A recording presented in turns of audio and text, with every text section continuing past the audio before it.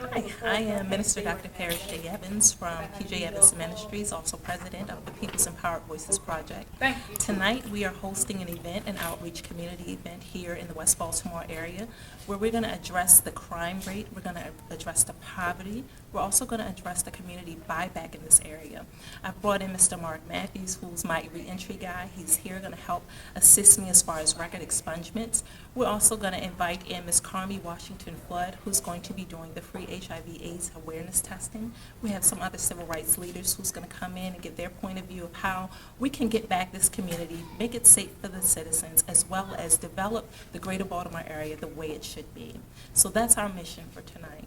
How serious are the problems that you outlined? Right now, with my team doing the statistics, when they pulled the numbers up for me again today, we now have a murder rate in this area of 53 within the last 4 months, and that's horrible.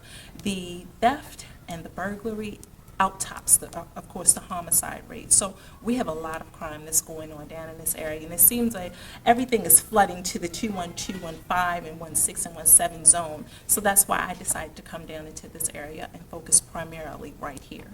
And it's really, when you drive through, it's a nice area. It's close to the park. Area. It's by the lake. It is. I'm coming from the northern part near Pennsylvania, and just driving down and coming around Druid Hill Park around here at the water, you see the community. They're out. I was in disbelief at how so many people were out there walking around the reservoir, and I don't understand why it's like you can go 2 blocks over and it's such peace and calmness, but then you come 2 blocks in and you have a lot of chaos that's going on. Well, of course, the big D word comes in here, the drugs, Yes. and they've been an epidemic in Yes. Baltimore City and just about every community. Yes. So I would think that's probably one of the significant That's a major factors. issue that's going on. But you know, Bill, I was talking to some of the young guys earlier today, and I was just telling them, if they just took the thought process that they have of selling drugs and everything that it takes to learn how to do that trade, because it is a trade, and develop it into something else. And they said, well, Dr. Evans, what are you talking about? Well, some of our drug dealers are the best accountants there are out there. Use that for something positive. Our drug dealers know how to organize things, they know how to count money out, and they know how to make a profitable business out of this. So now I want to take that negative and turn it into a positive. And so with that, it all ties in with the boarded up houses and buildings and industries around here, getting our guys to understand, let's take that money and now reinvest it into something that you can actually profit off of that's legal. Because the other big problem, and I think you're referring to it, is the economy has collapsed. Yes, the and economy has it's really collapsed. worse in some areas, probably here more than the rest of the city. But you know, if you actually thought about this community, we have some very strong people that's in this community, and they don't know of their strength. They don't know of the trades that they can actually do. But sometimes you need somebody to push it out of you, and I'm hoping that's what I'm able to do tonight. A lot of folks don't know that this rec center operates 7 days a week, and they have something going on every night. Let's give the name of the rec center This here. is the Parkview Rec Center right here at 2610 Francis Street. And I was blessed to be introduced to Ms. Tiffany Randolph, who actually runs this particular rec center. And she was talking to me about how the guys come here, they play basketball almost every night. The children come here for youth programs. So I want to make sure that I add to the programs that's happening here and let our youth know someone's listening, someone does care about what's happening, and my plan is to make sure that I enhance them the best way that I can. Now, who's sponsoring tonight's initiative here? This is sponsored by myself, Paris Evans, and PJ Evans Ministries. Okay. Does there's something in the press release on it that mentioned The Safe Streets Project. Safe Street Project. Yeah, Safe Streets is developed by the Mondawmin community, and that's along with Miss Tiffany Randolph, and I hope she'll be here momentarily. But so PJ Evans Ministries, the People Empowered Voices Project, Safe Streets, and the Mondawmin community, as well as the Greater Park Heights community with Mr. Will Hanna, will all be joining in with me tonight. Would you like to add anything else? I think that's everything. Okay. Well, thanks so much. Thank you, Bill.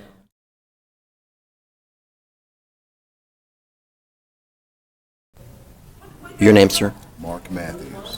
And Mark, what group are you with? I'm the founder and president of Clean Slate America. And what are you doing here tonight at the Recreation Center? Well, Minister Paris contacted me and invited me to come down to support her and engage the community. organization specializes in criminal record expungements. We also do policy advocacy and help write legislation. So the reason that I'm here is because as a black man, my concerns are with my fellow man. I live not very far from here. I'm a Baltimore native.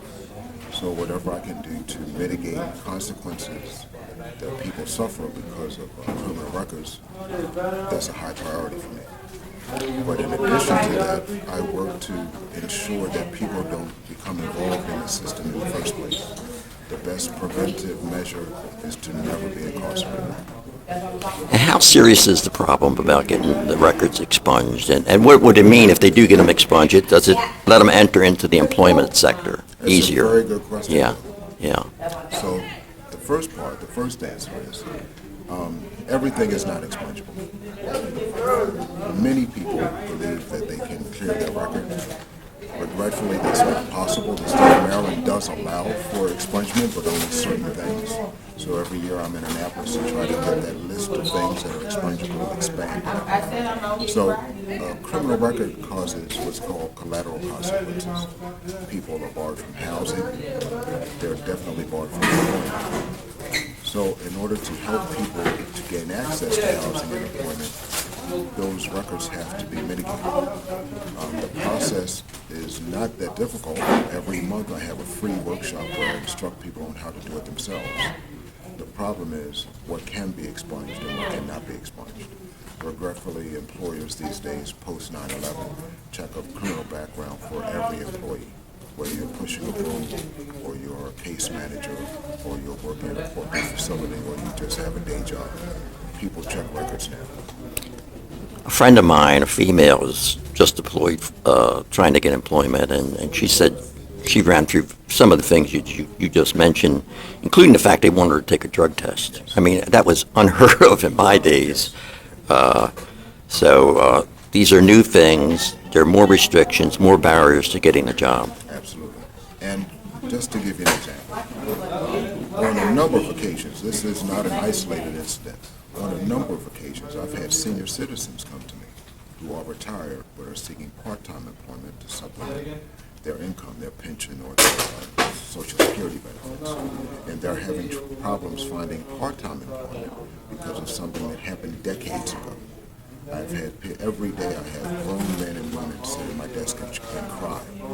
I can't keep enough tissues in my office.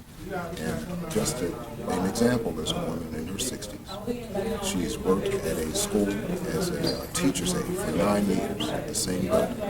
The parents love her, the students love her, the staff love her. The school became a charter school, no longer under the public school system. So when the new management came in, they did background checks on all the employees.